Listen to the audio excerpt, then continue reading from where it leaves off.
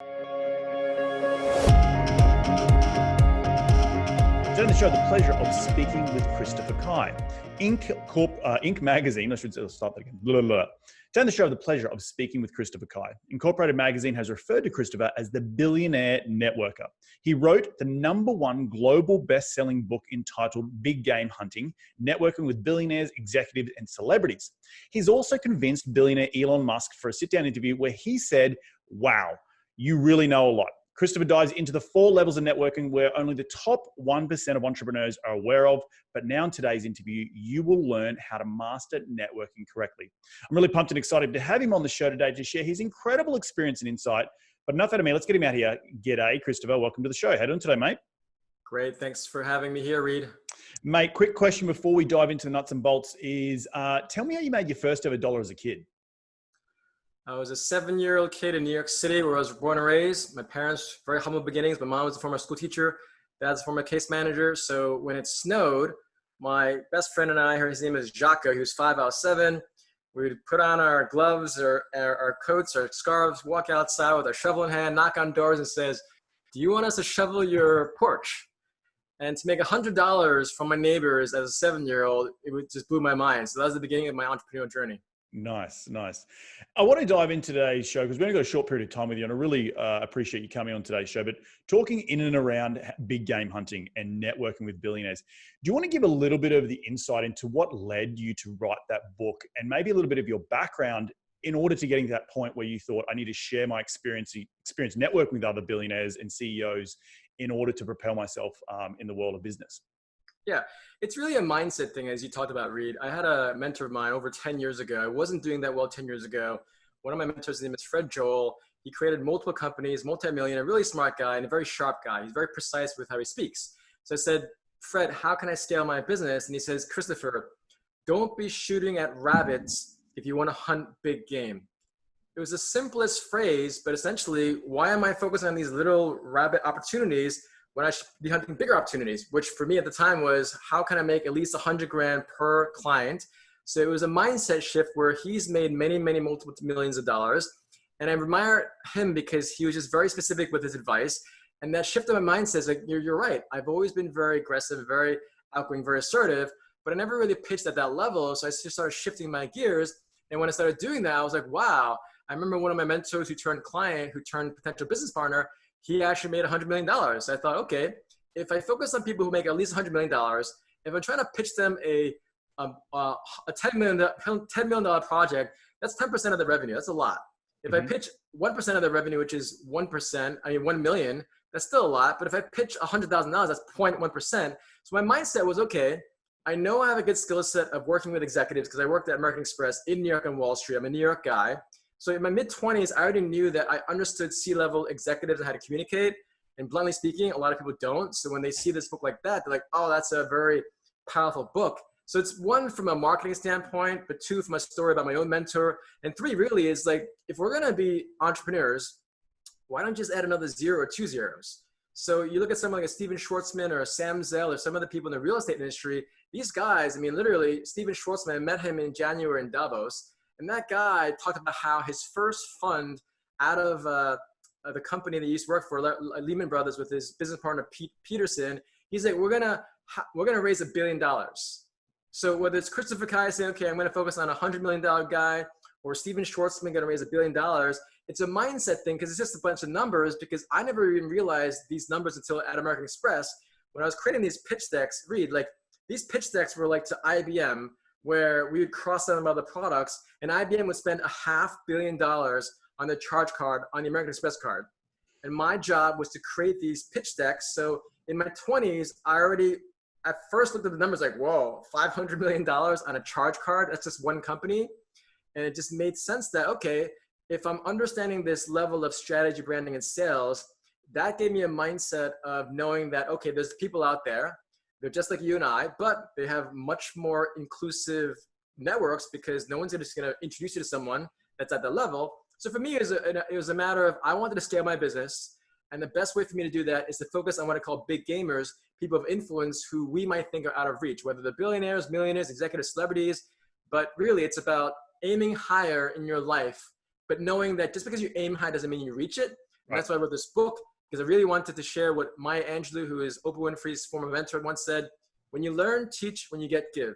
And this book, I actually want to dedicate it to anyone that feels like an outsider. And that's literally, I literally said, this book is dedicated to anyone that felt like an outsider. So it really came from my own struggles and challenges where I wanted to scale my own business. And I was tired of always going for these rapid-sized opportunities. And as soon as I shifted my mindset and started focusing singly on billionaires, millionaires, celebrities, they all roll in the same circles. Now, billionaires, by the way, like the $100 million mark and higher, that's a different echelon. Most people in the Western world, if they have some level of tenacity, drive, and intelligence, they can really do well. Beyond the 1 million, 5 million, 10 million, once you get to the 100 million and higher, that's when it's a very different type of conversation, different type of scale of people. Got it. Got it. Well, walk us through, like, that's great. And I understand the mindset, you know, and I love what you just said there. When you want to, when you want, when you want something, give, and when you want to teach something, when you want to receive something, teach. When you get, give, when you learn, teach. When you get, give. Yeah, that's it. So that's all well and good with the mindset, but what is the actual, I'm a nuts and bolts guy. I'm like, tell me the path of how to get to that first meeting. So what do you do? Break it down for us. Yeah. So with these type of people, with billionaires and executives and celebrities, you really have to think long-term. One of my chapters in my book is think 10 years. Now, of course, you don't want to take 10 years, but it really is about thinking more long-term, because most people I meet, going back to those 4 levels of networking, the basic one is traditional, which is like, hey, I'm going to go to an event that's free, convenient, and it fits my schedule. I don't have to pay for it, and I'm going to pass out business cards. That's like the worst, which is, by the way, 90% of people I meet. Then it's this. We've all been to it, right? No, I don't do that anymore, but I'm just saying, because I don't do that. It's just a waste of time. Then there's a third, second, and first level. Third level is science-based networking, which is broadening your horizon, which essentially is literally, you talk about nuts and bolts, look at your phone, Reed, or anyone that's listening, look at your phone, and if you say you want to be a millionaire, well, if you have 100 people on your contact list, how many of them are millionaires? So the first thing is just assessing who's on your phone. And if you want to meet billionaires or multimillionaires or track athletes or anyone that's athletic, the bottom line is first making an assessment. That's the first step. And then, okay, if you say, I want to meet a billionaire, then you start putting that billionaire that you want to meet on your actual phone, start visualizing. I'm a big visualizer. I literally did this with Jamie Foxx a few months ago. I want to meet this guy. He's a really powerful celebrity. And I literally ended up meeting up with him in Miami during the Super Bowl. You know, but it's about being super specific with who you want to meet, why you want to meet them. Now, that doesn't mean he's going to care about who I am, but that's the first touch point. And that's why you have to think long term, because if it's someone like Michael Milken, who's a billionaire, he has a conference every year called the Milken Conference. You literally have Elon Musk going and President Bush going and President Clinton going. So it's about understanding the people that you want to meet, their worlds, their conferences. So the simplest way to be specific is first, make an assessment of who you have on your phone, define who you want to meet, and then start saying, okay, if I want to meet Richard Branson, you Google Richard Branson nonprofit or Google Richard Branson gala, and so you start seeing pictures of these people at these galas. And they have what they call a step and repeat, which is what you see behind the person on the red carpet. That's called a step and repeat. And if you see the Met Gala, or if you see AmFAR, so you already start seeing, okay, AmFAR is a nonprofit globally that raises a lot of money for AIDS. And if you see that Katy Perry is there and Louis Vuitton is there, so you start knowing, okay, so these are those nonprofit galas that you have to know and meet. And then it's about, okay, reaching out to those galas and figuring out how to get in, whether you pay for it. It might cost $1,000, $5,000, which is the easiest way, by the way. And this is the crazy thing that I don't think people realize. $5,000 is a lot of money for most people. But when I've gone to these events, the same event, I met Leonardo DiCaprio, Justin Bieber, Charlize Theron, Bono, Elon Musk, Jeff Bezos. They're all in the same room. So it shocked me to know that, wow, the power is concentrated so much so in these nonprofits, specific nonprofits, because there's 1.5 million nonprofits in the US, 10 million NGOs in the world. But again, I've been doing this for a long time. So I have clients that pay me a lot of money to literally build out an entire customized calendar for the year, because otherwise you're just wasting your time. Right. Like, I can tell you exactly when to go in July, when to go in January, but it really comes down to first defining who you want to meet, put that person on your phone to really just start visualizing it, and then Googling Richard Branson charity or Richard Branson gala, and you start seeing those step and repeats. And after a while, you're like, oh, wow, I keep seeing them at Rihanna's gala that she usually has in December. So there's only a few dozen galas that raise over $1 million each gala. Think about that, Reed. They've raised $1 million in one day. Wow. It's incredible. Leonardo DiCaprio raises 30 million in one day. This other place called the Robin Foundation has raised $100 million. So I just dropped 3 of them, very specific organizations that people would be mindful of. And you know what I realized when I told this to people and my clients, they had zero understanding of how to communicate, how to engage, how to follow up. So that's why I created this whole, it just kind of a much more extensive executive communications coaching where I can get them in the room, they pay their way in, but they have no clue what to say. They just look like an idiot. So I just stopped doing that. So I built out another executive communications package to help them actually communicate and then following up with them as well. So talk about the communication, because there's a getting in the door, there's a gatekeepers, getting past all that, the mindset, get it. Now we're in the room. How do you get over the self in a chat that you can get over it to say, I can't approach that person. I can't approach, you know, Jeff Bezos. I can't approach him to ask him for money. What do you do? And what sort of advice do you have for people? Yeah, it's what I call a 3-second rule. If you have to think more than 3 seconds, you're already done. The hesitation kills dreams. So when I met Elon Musk, literally, he walks outside the Montage Hotel in Beverly Hills. There's an after party. They're going up to one of the Getty, the heir of the oil family. They always have after parties after these galas. So I literally see Elon Musk right there. He's waiting for his car. He's Elon Musk. So again, the 15-year-old kid in me is like, oh my God, it's Elon Musk. But the more refined Christopher Kai literally walks up to him, no hesitation. Because again, these people aren't just going to hang out for you. Walk up to him, Elon, great job at the World Affairs Council, because I saw him speak. So you built some kind of commonality. Yep. I'm not like, oh, Elon, you're amazing. Like, I've heard this before. I'm not a groupie. He nods his head, oh, cool. I say, hey, Elon, I have this homeless youth program. I'd love to inspire your story with my kids. Give me your email. He gives me his email. I leave. Now, what most people don't do, they don't do all that stuff. First of all, they hesitate. They're wondering what to say. They don't compliment them. And so I have something called CALF, C-A-L-F. C stands for compliment. A stands for ask, meaning ask for their contact information. They don't care about your business card. L means to leave, and F is to follow up. Every one of those steps, most people don't do. Most people just stay there like, oh my God, what do I say? He's already gone. When they approach, oh my God, Elon Musk, you don't care about you. Now you're considered a groupie. Yep. I compliment them. So who doesn't like a compliment genuinely? Then you ask, you have to be direct. I literally, you know who Jamie Dimon is, Reed?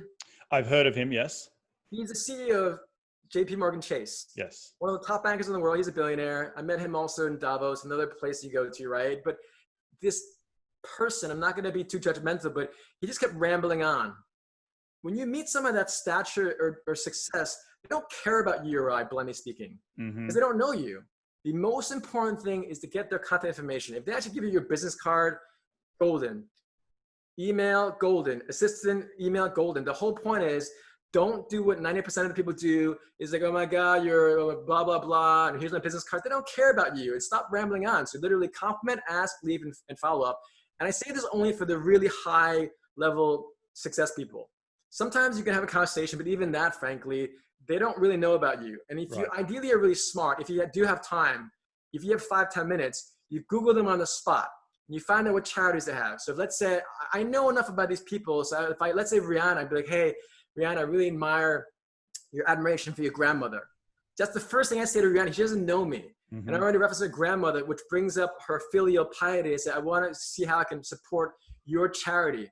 I'm not asking for a photograph. I'm not asking for anything. And that's why, again, so many people, they're so low level and tactless, especially at the high level they go. Even with me, by the way, I'm not a celebrity yet, but I get approached thousands of times. And people ask me, can you introduce me to Elon? I'm like, you're fucking do it yourself. I mean, I just curse because it's so frustrating. I want to help everyone. But that's why I wrote a book. That's why I have programs. And that's why, like, if people aren't, like, the last time I actually reached out to Elon was one of my colleagues was willing to donate $100,000 to a charity that I'm involved with, that Elon's involved with. And I said to Elon, 10-minute interview on your time, in your place, any, that's the only way. And I wouldn't take any of the money, by the way. You know, but what I'm saying is I won't even bother approaching him at all because there's no point, because Elon doesn't care about money. So what I want to stress to your listeners and your viewers is that if you really want to go that high, you really have to do your research. You have to think long-term, and you want to, I could email them my book. You can include that in the link. Yep. It's really about being brutally honest with yourself. Don't be delusional, thinking that they need you, because I hear this a lot. Because essentially, if you're a billionaire, you need to have a billionaire offer for a billionaire. And Right. if you don't, then they don't really care about you. That's why if you think long-term with galas, charities, nonprofits, then you have a higher probability, because even if you don't meet Elon Musk, you'll meet the other multimillionaires, other people that are in the same room. And that's why I love meeting billionaires, because they've done the work for you. They vetted the room for you. There's only about 2,000 billionaires in the world. If a billionaire is in the room, you already know that that's a very vetted, qualified room. And that's why it's so specific. And that's why people call me this Navy SEAL sniper with networking, because I don't want to waste anyone's time. And with Calf, what's the delivery? 15 seconds, 20 seconds? I don't know. I mean, that interaction with Elon was probably less than 30 seconds. Yeah. Well, it'd have to be, right? It'd have to be straight to the point. It can't be, as you're saying, they don't care about you. Fumbling around your words, right? Yeah. And so it seems to me that the charity is the biggest piece, because you get to strike the heart, right? It's something that they care about, and that is, and then the compliment with the charity piece. And then from there, what are you doing with the follow-up? Are you trying to cultivate something? Because obviously the ask is going to be later on. It's not right today. You're asking about the charity. It's good to get the conversation going. But then for your business, how do you then, use those relationships to then benefit you in your business and how you grow? Well, here's the thing. I want to be clear. First of all, yes, the charity is a great way, but I actually believe in my homeless youth program, and it's all about, you have to find things that you love. Mm-hmm. And I don't think about using, it's about building a community, because I'm thinking long-term. And some of them, I'm not doing business with them. I'm not doing business with Elon Musk. Right. But it's about building my cachet, my understanding of people getting inspired, building this network. And then the people with business, I've introduced my clients to billionaires. So it's not necessarily, and I've secured clients as billionaires too. So some of it's also branding, cachet, networking, and learning. But in terms of like actual billionaires, I mean, I have clients, but even the clients that are billionaires, they're often the nonprofit, because I'm not at their level yet. Because for me, again, my model is like, look, I speak for a living. I bill at $20,000 for at least one keynote speech. I have online programs. So people that are interested, it's like, I help them that. And with online, it's like, this is multiple scalability. But in terms of like your audience and real estate and whatnot, the most basic thing is, a lot of times I just find that they're not really educated with people. Like if I say, hey, do you know what a family office is, Reed? Yes, I do. Yeah, so but a lot of people don't. Right. So I'll just start peppering some of these basic questions. And if they don't even know that, I just pretty much ignore them, because they don't even know basic things. I mean, that's like one of the most basic things of really high net worth people. But going back to your question, it really depends for me, but it really comes down to listening more, setting up a quick 10-minute call, doing research on their website, figuring out what they want, but keeping it very, very, very, very basic, and doing a ton of research on the front end to figure out more about how you can help them. And don't be a generic thing, how can I help you? It's more about, I was very specific with, let's say, Rihanna. Mm-hmm. Like all these people, especially celebrities, they're so ADHD. Well, I'm thinking more about their personal life and what I can help with the nonprofits. And then maybe 3, 6, 9 months down the way, maybe I'll consider pitching them. So like a specific example, that guy that I met that's $100 million guy, I said, Doug, I admire your success. I'd love to take you out for lunch. Now in his case, he's not a billionaire. And I have actually categories. I actually categorize big gamers. You have rhinoceroses, Cape buffaloes, elephants, lions, and leopards. I literally categorize. And this might sound really bad because I'm relating animals to humans, but these type of categories are actually really, really good. So he's considered a Cape buffalo, where they're successful, influential, a big gamer, but they're not a billionaire, which is a lion, because they're the lion. They're literally commanding the whole world. But so for him, he was actually open to meeting up. But I didn't pitch him really. I wanted him to be a mentor, and I did want him to be a mentor. I didn't realize, like, wow, I think about 6, 7 months in, I'm like, okay, I think I can help this guy. And then from there, he ended up hiring me, and that was like, $100,000 plus gig in the very early stages, And then he offered me to potentially start a company with him. But again, most people are not that direct. Don't ask him to take them out for lunch, which is ridiculous when you think about it. He's a $100 million guy, I'm not, right? So it's just really about being very direct, specific, because these people don't have any time to waste. Right. And you can't pitch someone like me or Grant Cardone or other people, because we're like billable consultants for now, whereas this guy had a massive conglomerate of restaurants, so it's different. But you have to be super direct and straightforward, and it has to be consistent. So this guy, I met him every single month, and I looked at him, researched him, got to know him, build rapport. So it's all genuine, but I just find so many times people are just thinking so short term, very transactional, not thinking long term. And by the way, that same guy, Doug, he's still a friend now. I've known him for 10 years now. That's why the whole 10 years, I actually mean it. I don't suggest that you wait 10 years, but proof of concept, the guy that I met 10 years ago, who was first a mentor, then a client, and now he's a friend. I love it. I think the whole purpose of there is you're planting a seed for the long term. It's an oak tree that you're going to sit under the shade at some point in the future. Christopher, before we end the show here, mate, one quick question is, what makes you tick, big fella? Because you've got a lot of energy. And so, what was that? What makes you what? What makes you tick? Like what's the juices that get you out of bed every morning? Because I feel a lot of energy. I feel, and it's great. But what's the big North Star for you with all of this sort of stuff? It's purpose. My platform in life is entrepreneurship. My purpose is education. This is why I created a homeless youth program. This is why I used to teach in high school. This is why my first book was College Success. So my grander vision is I'm going to create a United Nations meets Boys and Girls Club to inspire, educate, and empower student leaders to solve the world problems, specifically focused on education. So I'm crystal clear. I wrote my own eulogy when I was 23 at my grandmother's funeral. So all the people I meet oftentimes, they haven't thought enough. They're so ADHD that they don't think a lot. And so for me, like if I died tomorrow, God forbid, I'd be fine, happy, no regrets. Not many people can say that. No, they can't. I've done a lot of stuff. I've written 5 books, given like 1,000 presentations, shared the stage with Elon Musk and other people like Richard Branson and Jeff, So for me, I'm already happy. Like everything is just icing on the cake. So I highly encourage people to really dive deep with their purpose and ask themselves, bluntly speaking, if this COVID virus, if this hurricane, if this earthquake, if whatever comes at us, if you were to be dead by the end of this year, what would you really want to do? Would you be with that girlfriend or boyfriend? Would you be with that husband or wife? Would you want to quit your job? So it's asking these really blunt questions where we're all going to be dead one day. Right. All of us. We all know that, but we don't really feel that. Once you start feeling it, then you start realizing, wow, this is kind of both scary and liberating. And I would encourage everyone to go to YouTube, Christopher Kai, my name, TEDx Talk. Watch a TEDx Talk where I talk about that in one of the elements, because at the end of the day, my purpose is to serve. And I've chosen to serve with speaking, coaching programs. I used to be a singer-songwriter. I've done a lot of things in my life, but I haven't done it at the scale that I want. So that's why now I'm super focused. That's why I'm like, I don't got an hour, but I got 30 minutes because I believe in you. You asked, you took assertiveness. You're a nice guy. You came to my podcast. So it's about giving, right?